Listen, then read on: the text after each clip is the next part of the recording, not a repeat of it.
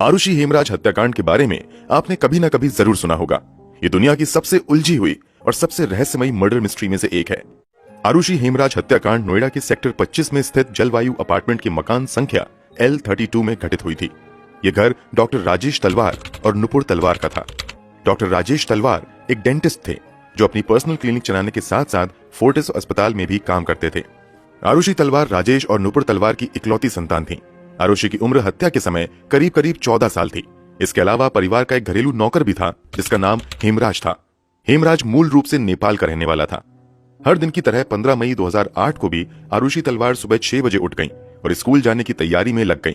हेमराज आरुषि के लिए नाश्ता बनाने में लग गया जबकि नुपुर आरुषि को तैयार होने में मदद करने लगी। 15 मई को आरुषि जल्दी से जल्दी स्कूल पहुंचना चाह रही थी क्योंकि 16 मई के बाद स्कूल में गर्मियों की छुट्टी होने वाली थी। यही वजह थी कि वैसे तो आरुषि का जन्मदिन 24 मई को आता था, मगर उसने 16 मई को ही बर्थडे सेलिब्रेट करने का फैसला किया था ताकि उसके दोस्त भी बर्थडे में शामिल हो सकें। आरुषि के स्कूल जाने के बाद आरुषि के माता पिता यानी राजेश तलवार और नुपुर तलवार भी अपने अपने काम के लिए निकल गए और फिर सभी शाम में ही घर में एक साथ जमा हुए। रात के लगभग 10 बजे राजेश, नुपुर और आरुषि ने एक साथ खाना खाया। खाना खाने के बाद ये सभी अपने अपने कमरों में चले गए। हालांकि थोड़ी देर बाद ही राजेश और नुपुर तलवार अपनी बेटी के कमरे में गए और थोड़ी देर 16 मई को आयोजित होने वाली बर्थडे पार्टी के बारे में चर्चा की। साथ ही सरप्राइज के तौर पर जन्मदिन से पहले ही बेटी को एक डिजिटल कैमरा गिफ्ट किया। वैसे तो राजेश तलवार ये कैमरा अपनी बेटी को 24 मई यानी आरुषि की असल बर्थडे के दिन देना चाहते थे, मगर नुपुर ने राजेश को उसी रात बेटी को ये कैमरा सरप्राइज के तौर पर देने के लिए कहा। कैमरा मिलते ही आरुषि ने एक के बाद एक कई तस्वीरें खींची। उसने अपने इस डिजिटल कैमरे से आखिरी फोटो 10:10 पर खींची थी। आरुषि ने इस दौरान अपनी तस्वीरें लेने के साथ साथ अपने माता पिता की भी कई तस्वीरें खींची थी। बेटी को कैमरा गिफ्ट करने के बाद राजेश तलवार अपने कमरे में चले गए जबकि आरुषि भी कैमरे को साइड में रखकर सोने चली गई। इसी बीच 11 बजे के आसपास राजेश तलवार ने अपनी पत्नी नुपुर को आरुषि के कमरे में रखे इंटरनेट राउटर को ऑन करने के लिए कहा। जब नुपुर आरुषि के कमरे में राउटर ऑन करने के लिए गई तो उस समय आरुषि एक नोवेल पढ़ रही थी। आरुषि पढ़ाई में लगी रही जबकि नुपुर चुपचाप कमरे में रखे राउटर को ऑन करके बाहर निकल गई। जांच के अनुसार राजेश ने रात में आखिरी बार 12:08 पर इंटरनेट यूज किया और फिर वो सो गए। नुपुर और राजेश के कमरे से बिल्कुल सटा हुआ ही आरुषि का कमरा था। इसके अलावा इस घर में एक और व्यक्ति रहता था और वो था घर का नौकर हेमराज। हेमराज का कमरा घर के अगले हिस्से में था। हेमराज का कमरा ऐसा था जिसमें घर के बाहर से भी जाया जा सकता था तथा उसके कमरे का एक दरवाजा घर के अंदर भी खुलता था, यानी मेन दरवाजे को खोले बिना भी कोई घर के अंदर आ जा सकता था। जब 15 से 16 मई की रात सभी सो गए तो इसी रात के अंधेरे में इस घर में कुछ ऐसा घटा जिसने पूरे देश को हिलाकर रख दिया और आज तक की सबसे अनसुलझी और रहस्यमयी रात बनकर रह गई। अब तारीख बदलकर हो चुकी थी 16 मई 2008। रोज की तरह घर की मेड भारती मंडल सुबह 6 बजे ही राजेश तलवार के घर काम करने के लिए आ चुकी थी। उसने रोज की तरह घर का बेल बजाया। राजेश तलवार के यहाँ नौकरी ज्वाइन किए हुए भारती को बस 6 दिन ही हुए थे। अब तक जब भी वो काम के लिए आती थी तो पहली बेल बजते ही हेमराज दरवाजा खोलने आ जाता था, मगर आज भारती ने बेल बजाया तो कोई भी बाहर नहीं निकला। इसके बाद फिर से भारती ने दोबारा बेल बजाई, तब भी कोई नहीं निकला। हालांकि जब भारती ने तीसरी बेल बजाई तो नुपुर तलवार ने घर के अंदर की ओर खुलने वाला दरवाजा खोला और भारती से पूछा कि हेमराज कहाँ है। इस पर भारती ने जवाब दिया कि मुझे नहीं पता। तब नुपुर ने कहा कि हो सकता है कि हेमराज दूध लेने गया हो और उसी ने बाहर से दरवाजा बंद कर दिया है। नुपुर ने भारती से कहा कि तुम थोड़ी देर इंतजार कर लो, जब हेमराज वापस आ जाए तो अंदर आ जाना। इस पर भारती ने कहा कि मुझे और भी जगह काम करने जाना है, मुझे देर हो जाएगी, इसलिए आप बालकनी से चाबी फेंक दो, मैं बाहर से दरवाजा खोल लेती हूँ। इसके बाद नुपुर तलवार घर के अंदर गईं और फिर चाबी लेकर बालकनी में आईं, जहां से उन्होंने चाबी नीचे फेंक दी। चाबी देने के बाद नुपुर ने भारती से यह भी कहा कि शायद दरवाजा लॉक नहीं है बल्कि सिर्फ कुंडी लगी हुई है, फिर से चेक करो। वापस आकर भारती ने देखा तो सच में दरवाजा लॉक नहीं था बल्कि सिर्फ कुंडी लगी हुई थी। भारती को चाबी देने के बाद नुपुर ने हेमराज के मोबाइल पर फोन किया। कथित तौर पर कुछ ही रिंग होने के बाद फोन कट गया और अगले ही पल हेमराज का मोबाइल स्विच ऑफ आने लगा। फिर दोबारा कभी फोन ऑन भी नहीं हुआ और ना ही कभी वो फोन मिला। जब तक नुपुर तलवार ने भारती को घर की चाबी दी और हेमराज को फोन किया तब तक घर के मुखिया राजेश तलवार भी सोकर उठ गए। राजेश तलवार अपने कमरे से उठकर जैसे ही बाहर हॉल में आए तो उनकी नजर डाइनिंग टेबल पर रखे एक स्कॉच विस्की की बोतल पर पड़ी जो पूरी तरीके से खाली थी। बोतल पर कुछ खून के भी निशान थे। बोतल देखकर राजेश तलवार चौंक गए तथा उन्होंने अपनी पत्नी नुपुर तलवार से पूछा कि आखिर यहाँ ये बोतल किसने रखी है। इस पर नुपुर भी थोड़ा चौंक गईं और उन्होंने राजेश तलवार को कहा कि जरा एक बार तुम आरुषि के कमरे को चेक करो। आरुषि के कमरे का दरवाजा ऐसा था जिसे बाहर से सिर्फ चाबी से ही खोला जा सकता था, जबकि अंदर की ओर से ही उसे केवल बिना चाबी के खोला जा सकता था।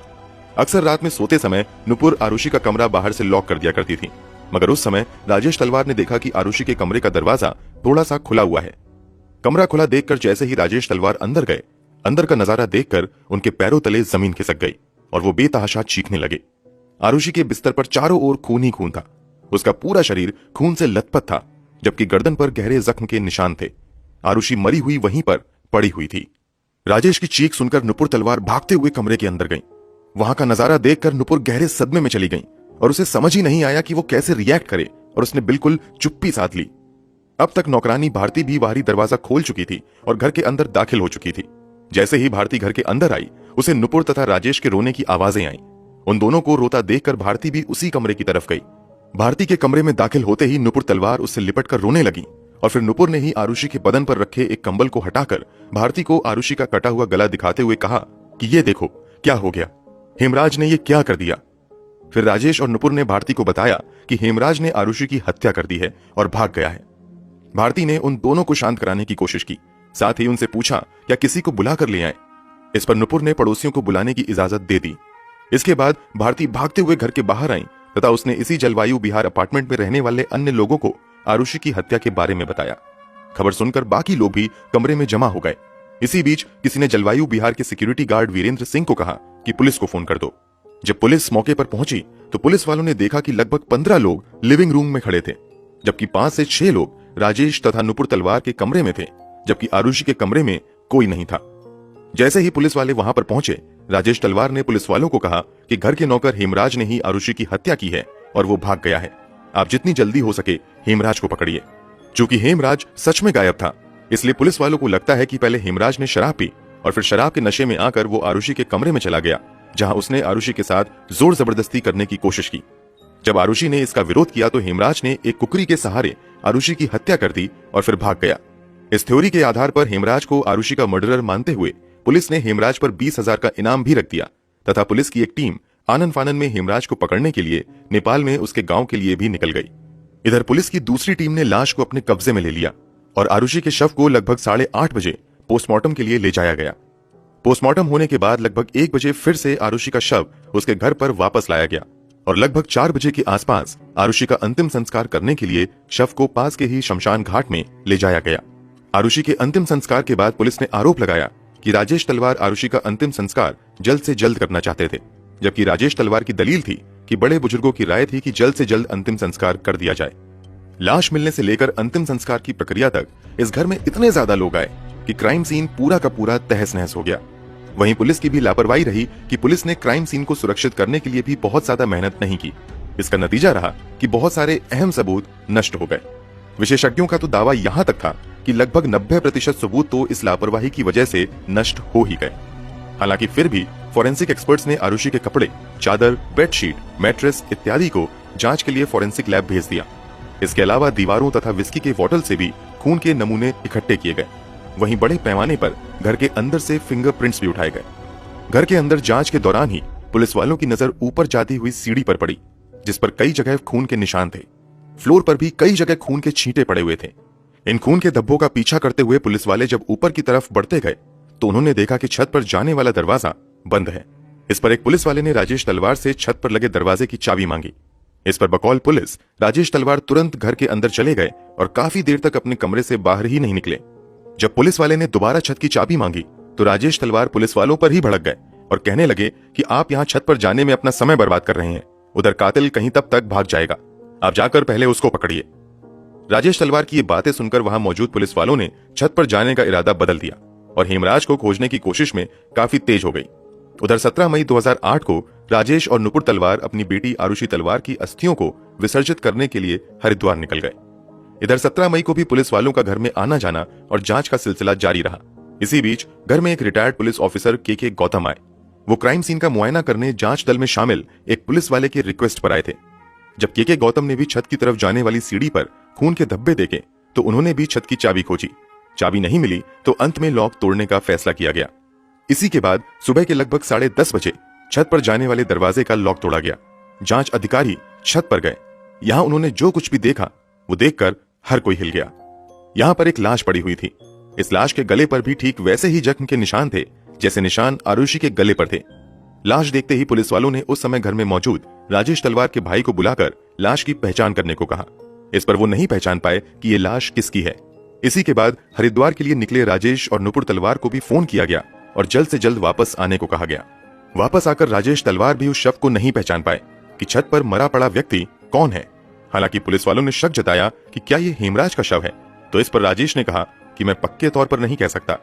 इसी के बाद हेमराज के कुछ दोस्तों को पहचान करने के लिए बुलाया गया और उन्होंने पहली नजर में ये कंफर्म कर दिया कि ये शव तो हेमराज का है। मतलब जिस हेमराज को अब तक आरुषि का कातिल मानकर पुलिस ढूंढ रही थी, उसकी लाश खून में डूबी हुई छत पर कोने में पड़ी हुई थी। अब पुलिस के सामने यह पता लगाने की चुनौती थी कि आखिर इन दोनों का कातिल कौन है। अब जांच कर रही पुलिस की टीम ही दो भागों में बट गई। एक टीम ने अपनी थ्योरी के हिसाब से घर में मौजूद राजेश और नुपुर तलवार को इन दोनों का कातिल मानना शुरू कर दिया, जबकि पुलिस की एक टीम ने हेमराज के दोस्तों पर शक जताया। अपनी शुरुआती इन्वेस्टिगेशन के बाद पुलिस ने हेमराज के दोस्त विष्णु शर्मा को सस्पेक्ट मानते हुए जांच आगे बढ़ाई। पहले विष्णु शर्मा ही राजेश तलवार के यहाँ काम किया करता था, मगर जब वो छुट्टी पर चला गया तो राजेश तलवार ने हेमराज को परमानेंट जॉब पर रख लिया था। विष्णु को जॉब से निकाल दिया गया था, इसलिए पुलिस ने शक जताया कि नौकरी जाने की वजह से उसने शायद हेमराज की हत्या कर दी है और इस हत्या को होते आरुषि ने देख लिया होगा, इसलिए उसने आरुषि की भी हत्या कर दी। इसी के बाद पुलिस ने विष्णु शर्मा को हिरासत में ले लिया और पूछताछ शुरू कर दी, मगर कुछ ही जांच के बाद कंफर्म हो गया कि हत्या वाली रात तो विष्णु शर्मा भारत में नहीं बल्कि नेपाल में था। मतलब अब तक दो लोगों पर कातिल होने का शक जताया गया था, जिसमें एक का खुद कत्ल हो चुका था और दूसरा उस रात नेपाल में ही था। यानी अब पुलिस को नए कातिल की तलाश थी और अब पुलिस की टीम ने जिसे कातिल मानना शुरू कर दिया, उस पर एक बार तो किसी के लिए भी यकीन करना मुश्किल था। पुलिस की जांच अलग चल रही थी तो दूसरी तरफ इस केस को जबरदस्त मीडिया कवरेज मिल रही थी और दिन रात प्रिंट मीडिया से लेकर इलेक्ट्रॉनिक मीडिया तक आरुषि की ही खबरें चल रही थीं। उन खबरों में कुछ चैनल्स पर आरुषि के माता पिता पर ही शक जताया गया। बस यहीं से पुलिस को भी नया सस्पेक्ट मिल गया और पुलिस ने 23 मई 2008 को आरुषि के माता पिता राजेश और नुपुर तलवार को पहली बार पूछताछ के लिए पुलिस लाइन एरिया में बुलाया। यहां से राजेश को लोकल मजिस्ट्रेट के पास ले जाया गया, फिर वहां से उन्हें गिरफ्तार करके डासना जेल भेज दिया गया। इसी के बाद पुलिस ने आरुषि हेमराज हत्याकांड के सिलसिले में पहली बार डिटेल प्रेस कॉन्फ्रेंस की और इसमें एक ऐसा खुलासा किया या कहें कि दावा किया जिसे सुनकर हर कोई हैरान रह गया। Inspector general of police Gurudarshan Singh ने 23 मई को दावा किया कि पूछताछ में खुलासा हुआ है कि राजेश तलवार का extra marital affair Anita Durrani के साथ चल रहा था। इस बात की जानकारी आरुषि के एक दोस्त अनमोल ने आरुषि को दी थी। इस पर आरुषि अपने पिता से नाराज हो गई थी और उसने इस पर ऑब्जेक्शन किया था। पुलिस के मुताबिक पिता के एक्स्ट्रा मैरिटल अफेयर से आरुषि पर काफी बुरा असर हुआ और उसने खुद को घर में कैद कर लिया, यहाँ तक कि वो कथित तौर पर हेमराज के साथ सेक्सुअल रिलेशनशिप में आ गई। इसी के बाद 15 मई 2008 की रात जब राजेश तलवार सोने चले गए तब आरुषि के कमरे में हेमराज आ गया। जब दोनों संबंध बना रहे थे तभी राजेश तलवार किसी काम से कमरे से निकलकर बाहर आए तो उन्हें आरुषि का कमरा थोड़ा खुला हुआ दिखा।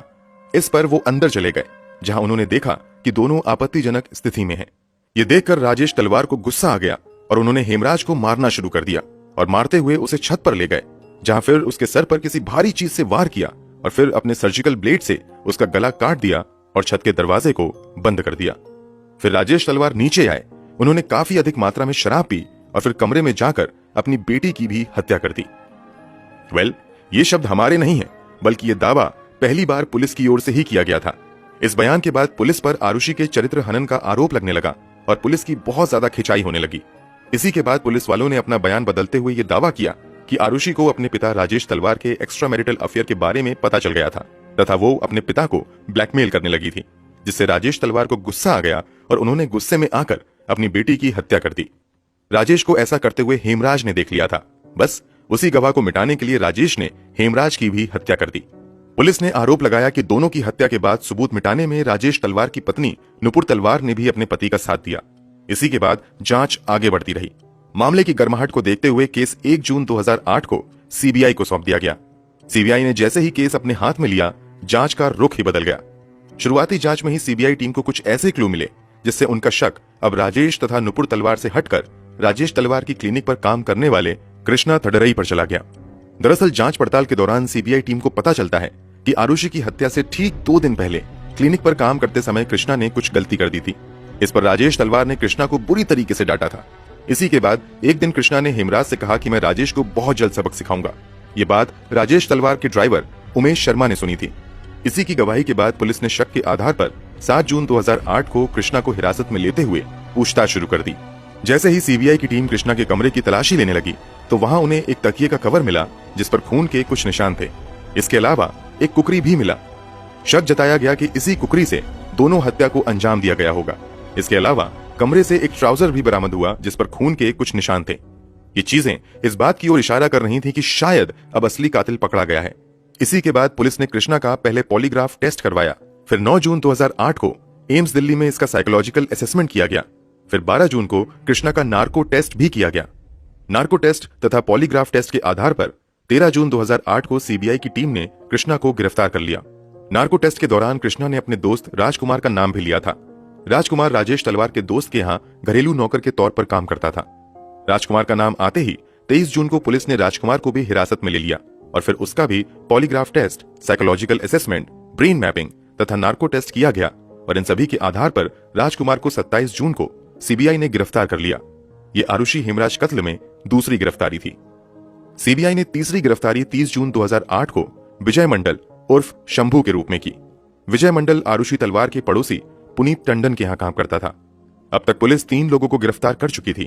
ये कमाल इत्तेफाक था कि ये तीनों ही नेपाली मूल के थे और आसपास रहते हुए नोएडा में ही काम कर रहे थे। इन तीनों की गिरफ्तारी के बाद लंबी पूछताछ की जाती है और फिर सीबीआई प्रमुख अरुण कुमार की ओर से 11 जुलाई 2008 को एक प्रेस कॉन्फ्रेंस की जाती है जिसमें कई चौंकाने वाले दावे किए जाते हैं।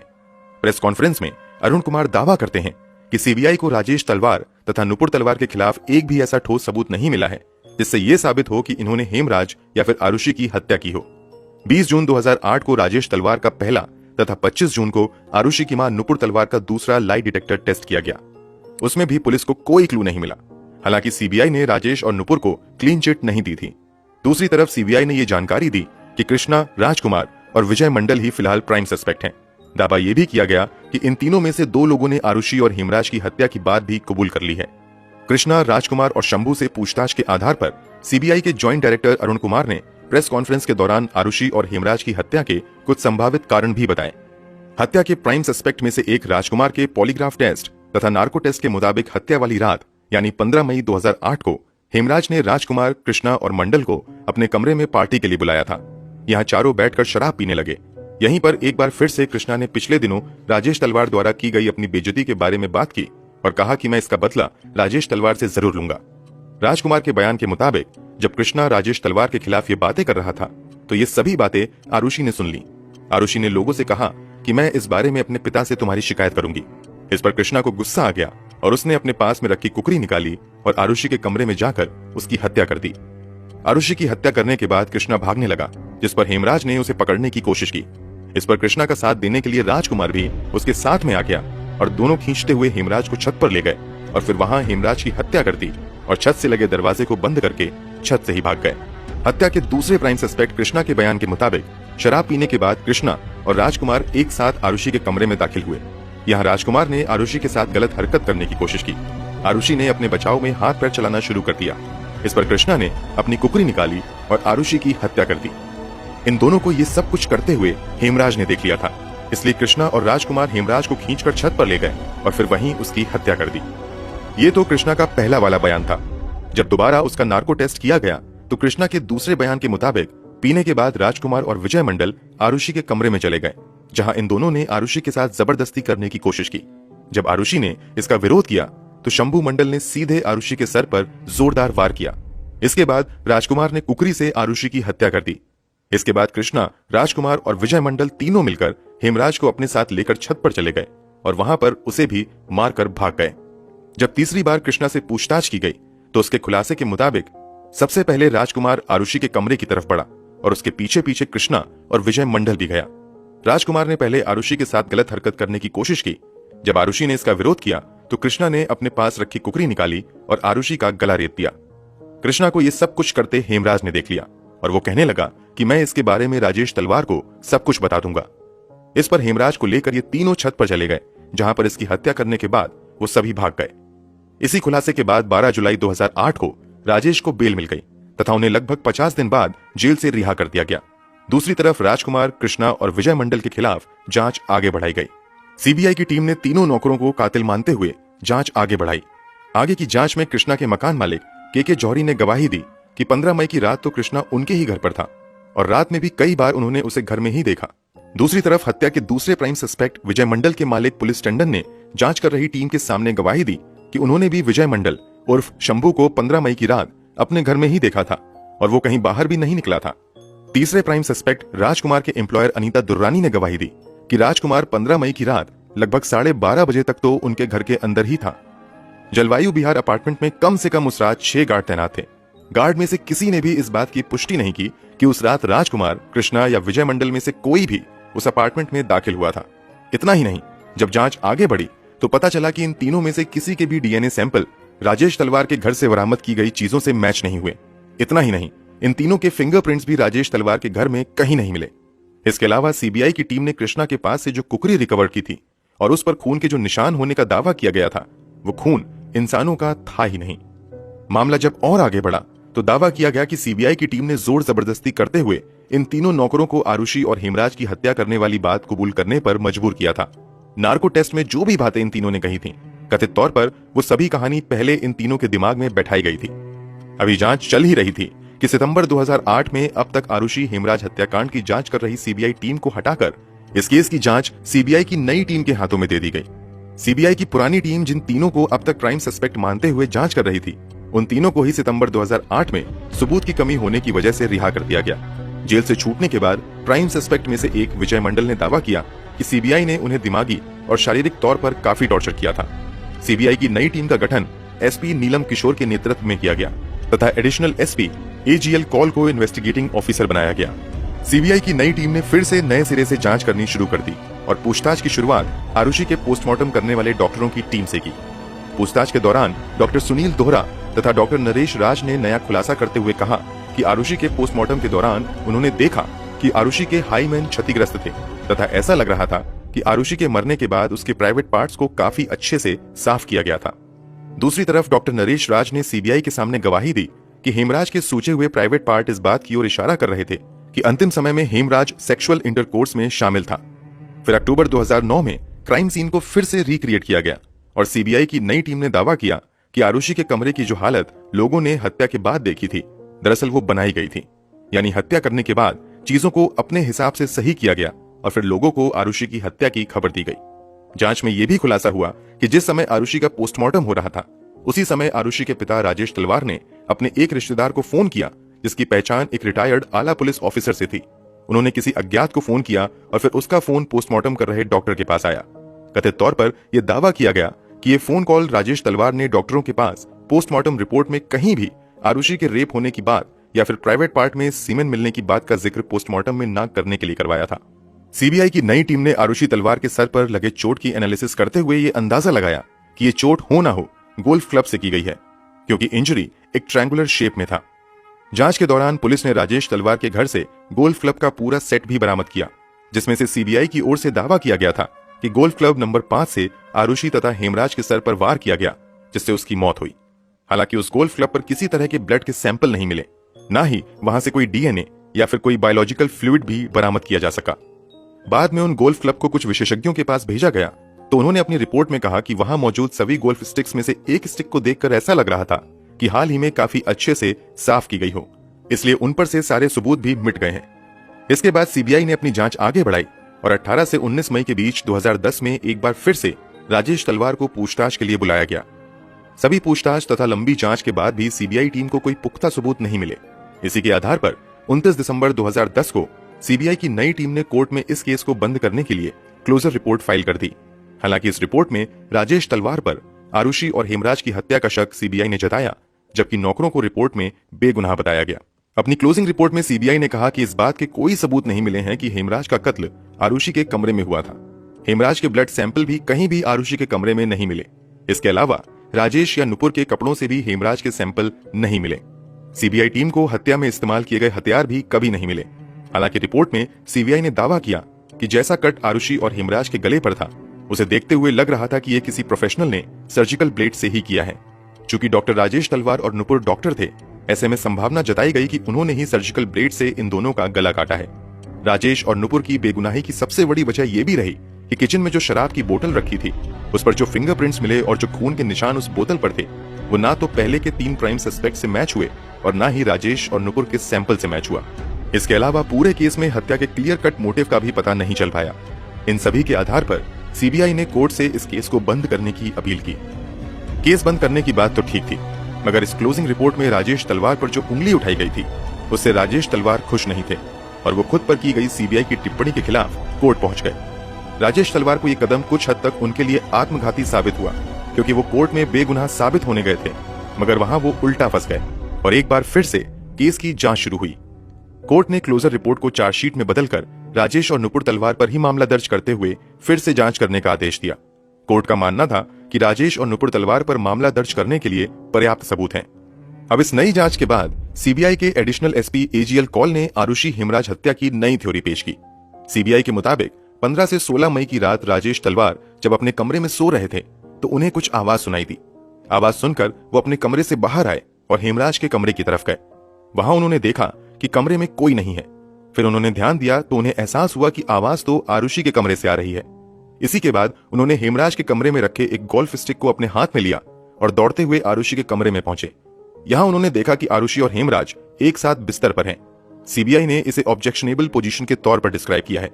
हेमराज और आरुषि को इस हालत में देखकर राजेश तलवार बहुत ज्यादा गुस्से में आ गए और उन्होंने पूरी ताकत से वो गोल्फ स्टिक हेमराज के सर पर दे मारा। पहली बार लगते ही हेमराज लड़खड़ा गया। अगले ही पल जब राजेश तलवार ने दूसरी बार गोल्फ स्टिक चलाई तब तक हेमराज वहां से नीचे गिर गया और वो स्टिक गलती से आरुषि के सर पर जा लगी। क्योंकि दोनों के ही सर पर काफी तेज वार किया गया था, इसलिए चोट लगते ही दोनों की जान चली गई। इस हो हल्ले के बीच बगल के कमरे में सो रही नुपुर तलवार भी जग गई और वो भी कमरे से निकलकर भागती हुई आरुषि के कमरे में आई।